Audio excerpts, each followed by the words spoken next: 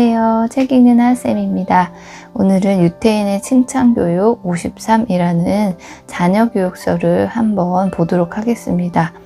네, 세계적으로 유명한 유태인들이 참 많고, 유태인들이 이렇게 성공한 이유에는 어릴 적부터 유대인들이 전통적으로 아이를 가르치는 이런 특별한 교육법에 있다는 얘기가 많이 있어요. 그래서 여기에는 이제 여기 53가지의 아이들을 칭찬하는 이런 내용이 나와 있는데요. 좋은 내용만 함께 보도록 하겠습니다. 자, 1장은 즐겁게 배우는 아이로 키운다. 네, 이제 배움을 즐겁게 여기도록 교육한다는 거예요. 그래서 공부를 시작하기에 앞서 배움의 기쁨을 맛보게 한다. 자, 유태 초등학교에서는 입학과 동시에 선생님이 등교하는 첫날, 공부란 달콤한 꿀과 같다, 이런 사실을 먼저 가르쳐 준대요. 그렇기 위해서 선생님들은 학생들 앞에서 손가락에 꿀을 묻혀 히브리어의 알파벳 22자를 써 나간다. 그리고 이제 너희들이 배우는 모든 것은 여기 쓴 22자에서 출발한다. 배운다는 것은 이 꿀처럼 달고 맛있는 거란다 라고 가르친다고 합니다. 네, 이렇게 상징적으로 첫날, 학교 가는 첫날에 공부는 이 꿀처럼 이렇게 달콤하고 기쁜 거라는 거를 아이들에게 상징적으로 알려준다고 하네요. 그래서 이 책에는 끝에 이렇게 한 장마다 엄마의 한마디라는 게 나와 있는데요. 네가 공부를 잘하기보다는 즐겁고 재미있게 했으면 좋겠어 라고 엄마의 한마디가 나와 있어요. 근데 이제 우리나라 엄마들은 이렇게 생각하시는 분들 참 많지만 이것보다도 좀 성적에만 집중하시는 분들도 많이 있는 것 같아요. 특히나 어린 아이들에게 너무 공부에 압박을 주는 것은 좀 안타까운 일이라고 생각합니다. 그냥 초등학교 때는 이렇게 내가 학교에 다니고 무언가를 배우는 게 정말 즐거운 일이구나, 이런 거를 좀 느낄 수 있게 해 주었으면 좋겠습니다. 자, 그 다음 잘 듣기보다 더 많이 질문하라고 격려한다. 유태인의 속담에 내성적인 아이는 제대로 배우지 못한다 라는 말이 있다. 이는 내성적 아이는 공부를 못한다는 말이 아니라 수줍음이 많아 남 앞에 나서거나 자신의 생각을 제대로 말하지 못한다면 학문을 깊이 파고들기 어렵다는 뜻이다. 다시 말하면 아이에게 궁금한 것이 있으면 언제든지 서슴없이 질문할 수 있는 버릇을 들여야 한다는 의미다. 네, 이거 참 중요하죠. 내가 모르면서 이제 성격이 약간 수줍은 아이들은 질문을 잘 못할 수가 있어요. 저도 학원에서 간혹 그런 경우가 있거든요. 그러면 이제 제가 아이 성향을 파악해서 제가 대묻기도 하고 정말 이해를 했는지 이렇게 서로 대화를 하려고 많이 하는데, 이렇게 가정에서도 질문하는 것은 창피한 것이 아니라는 것을 어릴 때부터 좀 교육을 시켜야 하고, 자, 우리 엄마들은 학교에서 아이들이 다녀오면 선생님 말씀 잘 들었어? 이렇게 물어보잖아요. 근데 유태인들은 그렇게 물어보지 않고 오늘 선생님에게 궁금한 거 많이 질문했니? 이렇게 물어본다고 하네요. 선생님이 말씀하시는 걸 잘 듣고 의심나는 것은 언제든 주저하지 말고 물어보렴. 네, 이렇게 선생님도 그렇고 부모도 그렇고 아이가 모르는 것을 질문하는 것을 부끄러운 일이 아니라는 것, 이런 거를 어릴 때부터 잘 알려줘야 될 것 같습니다. 자, 여기도 엄마의 한마디가 나오는데요. 궁금하거나 모르는 것은 언제든지 물어보렴. 모른다는 건 부끄러운 일이 아니야.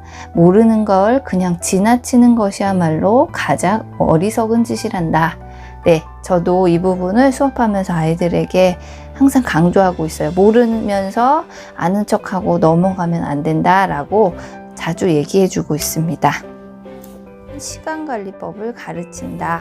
네. 내일은 내일의 바람이 분다는 사고방식은 유태인에게는 통하지 않는다. 오늘 해야 할 일을 오늘 안에 어떻게 해낼 것인지에 대해 구체적으로 계획을 짜고 실행에 옮기는 습관이 몸에 배어 있기 때문이다. 그리고 계획에 맞춰 일을 확실히 해냈을 때는 일종의 쾌감마저 느낀다. 네, 이거는 어른에게도 중요한 습관인데요. 이거를 어릴 때부터 들인다는 거예요. 내일로 미루지 않고 일을 할 때는 계획을 세우고 이런 거를 습관으로 시간 관리하는 법은 어렸을 때부터 가르치는 것이 좋다. 네, 이거 커서 갑자기 하려면 잘 되지가 않죠. 자, 2장은 속 깊은 아이로 키운다. 애정이 깃든 훈육이라야 아이에게 도움이 된다. 네, 아이를 키우다 보면 벌이라고 해야 되나, 이렇게 훈육을 할 때가 있죠. 잘못된 점을 지적해 줘야 되는데 그때도 법칙이 있다는 거예요. 오른손으로는 벌을 주고 왼손으로는 정답게 껴안아 주라는 유태인의 격언은 벌에도 반드시 애정이 깃들어야 한다는 의미를 잘 표현한다. 때문에 유태인은 체벌할 때 도구 대신 손을 사용하되 머리는 절대 때리지 않는다. 네, 우리 엄마들이 이렇게 훈육을 할 때 딱 잘못한 것만 야단을 쳐야 되는데 그게 쉽지가 않죠. 엄마의 감정이 들어가게 돼 있어요. 근데 그거를 최대한 배제하고 벌을 주면 나는 너의 잘못된 행동을 야단치는 거라는 걸 알려주고, 그 아이 자체를 잘못했다는 게 아니라 그 행동 자체가 잘못했다는 걸 알려주고, 내가 이렇게 벌을 주는 거는 너를 위한 일이라는 애정이 깃들었다는 거를 느끼게 해줘야 된다는 거예요. 그리고 제가 봤을 때 아이들도 그걸 알고 있어요. 정말 막 화가 나서 엄마의 감정적인 건지 아니면 정말 자기가 잘못해서 이렇게 야단을 맞고 있는 건지 아이들 스스로도 잘 알고 있다고 생각합니다. 내게 꾸중을 하는 건 너를 올바르게 키우기 위해서야. 너를 사랑하는 마음은 언제나 변함이 없단다. 네, 이런 걸 알려주면서 야단도 쳐야 한다는 얘기입니다. 꾸짖은 후에 그날이 지나가기 전에 다독여준다. 네, 이것도 아주 중요해요. 특히 어린 아이들일수록 유태인 부모들은 자녀가 하루 일과 중 두려웠던 일이나 슬픈 일, 이것을 그대로 아는 채 잠자리에 들게 하지 않는다. 그날 안에 부정적인 감정을 덜어내어 내일로 이어지지 않도록 배려한다. 네. 그날 나쁜 일이 있었고 야단을 맞았고 이런 좋지 않은 감정들은 그날 안에 모두 해결하고 잠자리에 들 수 있도록 엄마가 잠자리에 들기 전에 아이의 마음을 한번 다독여 주는 게 중요하다고 합니다. 부모는 아이의 의사소통 수단인 대화를 멈춘다는 것은 자녀들에게 최대의 벌이라고 할 수 있다. 침묵을 통해 존재를 무시함으로써 잘못을 깨닫게 하는 것이다. 경우에 따라서는 침묵이 체벌을 하는 것보다 훨씬 더 효과적이다. 아이들은 어찌할 바를 모르고 허둥대다가 깊이 반성하는 시간을 갖는다. 네, 이 야단의 한 방법이 침묵이라고 하는데요. 이거는 사실 아무 때나 사용하는 건 아니고, 아이가 너무나 이제 흥분 상태에 있거나 이제 대화가 통하지 않을 때, 아니면 너무나 부모에게 여러 번 말로 했는데 듣지 않거나 버릇없이 할 때, 요럴 때 비상수단으로서 침묵하는 방법이 있대요. 그럼 아이가 이제 엄마가 막 야단을 칠 때보다 오히려 효과가 있고, 처음에는 막 화를 내다가 엄마가 계속 무시하고 침묵을 하게 되면 깊이 반성하는 시간을 갖는다는 거예요. 그리고 또 한 가지, 이 침묵하는 게 어머니가 아이에게 침묵을 강요함으로써 가정교육에 충실하지 못했던 자신에 대한 반성을 함과 동시에 한편으로는 자녀에 대한 사랑을 다시 한번 새기는 계기로 삼는다. 이렇듯 침묵이 보통 벌과 다른 점은 벌을 주는 쪽이나 받는 쪽 모두에게 독특한 심리작용을 일으킨다는 것이다.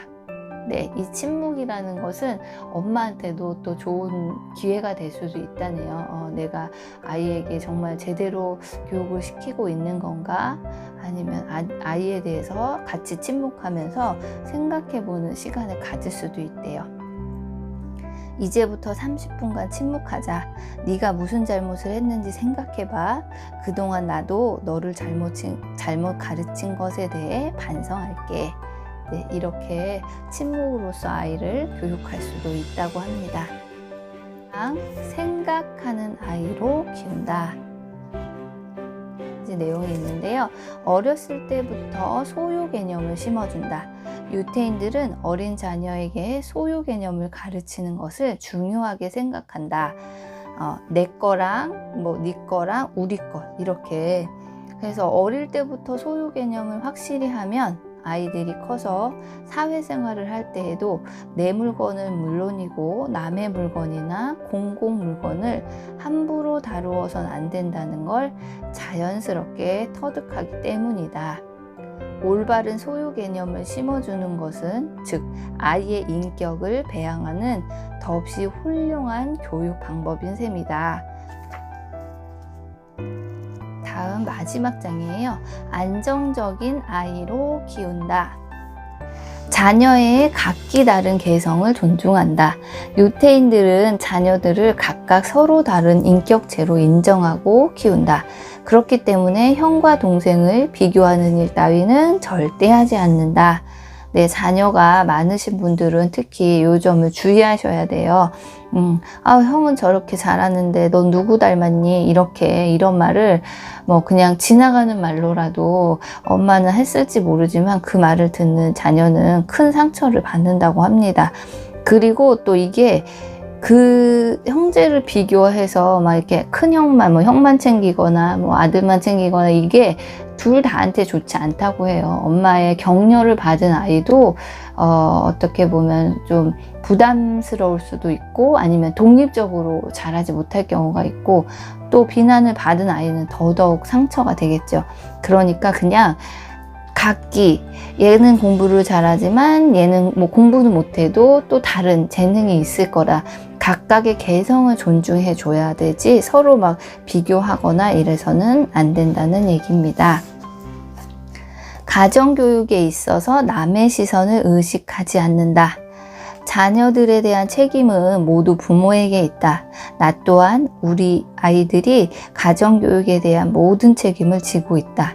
때문에 우리 아이들의 가정교육에 대해서 남들이 이러쿵저러쿵 참견하는 것을 용납하지 않는다.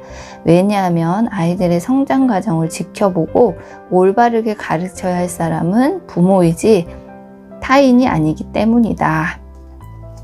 네, 이것도 부모가 명확한 기준을 세우고 그것을 정했다면은 다른 사람이 이렇게 참견하거나 이럴 수 없다는 얘기예요. 예를 들어서 할머니, 할아버지 같은 경우 엄마가 아이의 건강을 위해서 단 것은 최대한 먹지 않게 한다라는 규칙이 있는데 할머니, 할아버지나 이웃집 사람이 얘 너무 예쁘다 하면서 이것을 주는 것을 허용하지 않는다고 하네요. 이게 좀 어떻게 보면 정이 없어 보일 수도 있지만 이것뿐만 아니라 그러니까 부모가 일단은 이렇게 명확한 기준을 세웠으면 그것을 정확하게 아이에게 교육하고 이럴 때는 이렇게 했다가 저럴 땐 저렇게 했다. 남의 말에 흔들리면 아이도 갈피를 못 잡는다는 얘기입니다. 그러니까 조금 단호하게 이런 거는 정해서 아이에게 교육을 시킬 필요가 있습니다.